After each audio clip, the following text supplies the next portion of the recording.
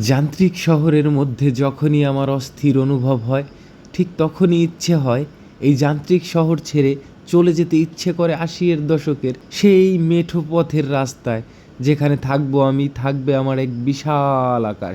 আমি আমার মনের ইচ্ছার প্রায়োরিটি দিয়ে চলে এলাম রাজবাড়ী এই যান্ত্রিক শহর ছেড়ে মাত্র ২ মিনিটের রাস্তা পেরিয়ে এই বধ্যভূমিতে।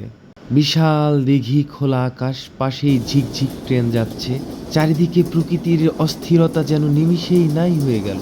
এই বধ্যভূমিতে আসলে আমি বারবারই উপলব্ধি করি যেই জায়গাটি ছিল রাজবাড়ী শহরের সবচেয়ে ব্যস্ততম আর কোলাহলে ভরপুর, ঠিক সেই জায়গাটি আজ প্রকৃতি তার বুকের মাঝে নিয়ে সব কিছুকে যেন শুনশান নীরব করে দিচ্ছে। রাজবাড়িতে সুন্দর জায়গাগুলোর একটি এই লোকশেডের বধ্যভূমি, যেখানে গেলে নীরব প্রকৃতিটা অনুভব করতে পারি। পাশেই রয়েছে মুক্তিযোদ্ধা স্মৃতিচরণ, যেটি নির্মাণ করা হয়েছিল বাংলাদেশের স্বাধীনতা যুদ্ধের সময়। রাজবাড়ির বিনোদপুরের লোকশেড এলাকায় পাকিস্তান সেনাবাহিনীর কিন্তু একটি ক্যাম্প ছিল।